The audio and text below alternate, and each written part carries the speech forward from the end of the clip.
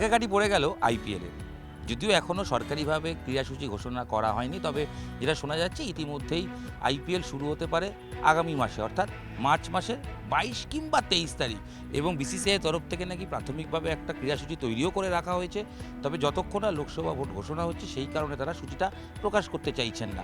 মূলত যেটা ঠিক রয়েছে সেই সূচি অনুযায়ী একই রকম থাকবে। লোকসভা ভোট যেখানে যেখানে হবে সেই অনুযায়ী যদি দু একটা রিশিডিউল করতে হয় সূচি সেইভাবে রিশিডিউল হবে। তবে এই বিশেষ প্রতিবেদনে আইপিএলের সূচি নয়, আমরা কথা বলবো কেকেআরকে নিয়ে। কলকাতার ঘরের team Kolkata night Riders, Shahrukh খানের দল, তারা আইপিএলের প্রস্তুতি শুরু করে দিচ্ছে কলকাতায়, আর ঠিক এই ইডেনেই আইপিএলের প্রস্তুতি করে 10 বছরের ট্রফি খরা কাটাতে চাইছে শাহরুখ খানের দল। দলে মেন্টর হিসেবে যোগদান করেছেন গৌতম গম্ভীর। তার পরামর্শেই আগামী মাসে দিন 7 ক্যাম্প হবে ইডেনে এবং কেকেআর সেই ক্যাম্প করবে। ইতিমধ্যেই সিএবি কর্তৃপক্ষকে সেটা জানিয়ে দেওয়া হয়েছে। দলের পক্ষ থেকে সিএবির কাছে বার্তা চলে এসেছে আগামী 15ই মার্চ থেকে, অর্থাৎ আইপিএল যদি 22 কিংবা 23 শুরু হয় ঠিক তার আগের 7 দিন তারা কেকেআর তারা ঘরের মাঠে ক্যাম্প করবে এবং সেই ক্যাম্পে দলের মেন্টর গৌতম গম্ভীর তিনি থাকবেন এবং দলের কোচ চন্দ্রকান্ত পণ্ডিত তিনিও থাকবেন। এবং 15ই মার্চের শুরু থেকেই গম্ভীর এবং পণ্ডিত তারা দুজনেই থাকবেন বলে খবর। এবং দলের বেশিরভাগ ক্রিকেটার তারাও কিন্তু যোগদান করবেন সেই শিবিরে। কয়েকজন বিদেশি ক্রিকেটারও তারাও কিন্তু প্রথম থেকে আসতে শুরু করবেন। রাসেল, নারিন যারা রয়েছেন তারাও কিন্তু এই শিবিরে থাকবেন বলেই ইতিমধ্যেই সে খবর কেকেআরের তরফ থেকে পাওয়া যাচ্ছে। মেন্টর গৌতম গম্ভীর তিনিই চেয়েছিলেন যে ইতিমধ্যেই কলকাতায় ক্যাম্পটা করার। যদিও কেকেআর ইতিমধ্যেই প্রস্তুতি শুরু করে দিয়েছে। তারা মুম্বাইয়ে কেকেআরের যে ঘরোয়া একাডেমি রয়েছে সেখানে কিন্তু বেশ কিছু ক্রিকেটারকে নিয়ে ক্যাম্প করছেন। অভিষেক নায়ার দলের ব্যাটিং কোচ, তিনি কিন্তু একটা শিবির করছেন।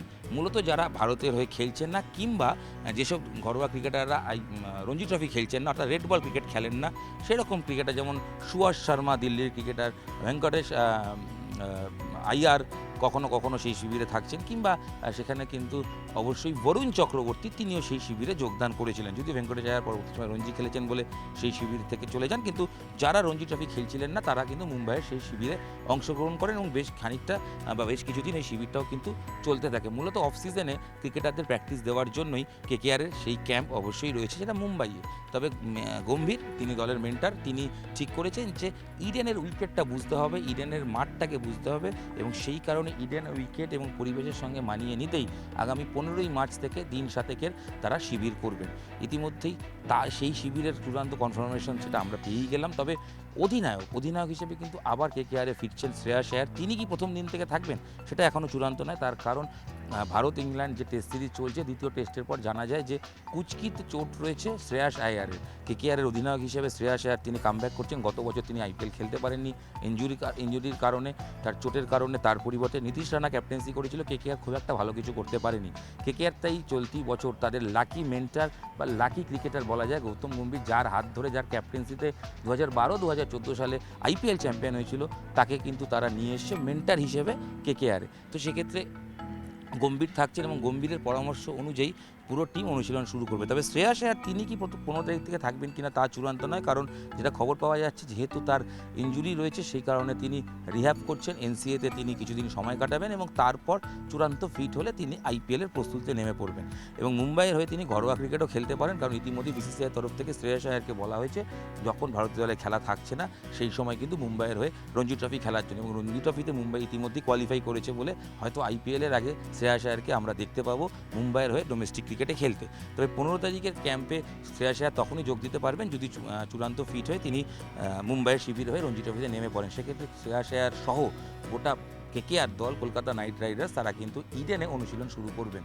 সব মিলিয়ে 1 মাস আগেই আইপিএলে ঢাকিকাঠি পড়ার আগেই রীতিমতো করবো লড়বো জিতবোরের স্লোগান কিন্তু উঠতে চলেছে কেকেআরের কলকাতার এই ইডেনে। এবং কেকেআর কবে ম্যাচ খেলবে, এতক্ষণ ভিডিও শোনার পর আপনাদের মনে হচ্ছে সবই তো বুঝলাম, কেকেআরকে কবে কোথায় দেখব, যেটা সিএবি সূত্রে খবর 23 বা 24 তারিখ শিডিউল অনুযায়ী কেকেআরের প্রথম ম্যাচ দেওয়া হচ্ছে এবং সেটাও কিন্তু দেওয়া হচ্ছে ইডেনে, অর্থাৎ হোম ম্যাচ।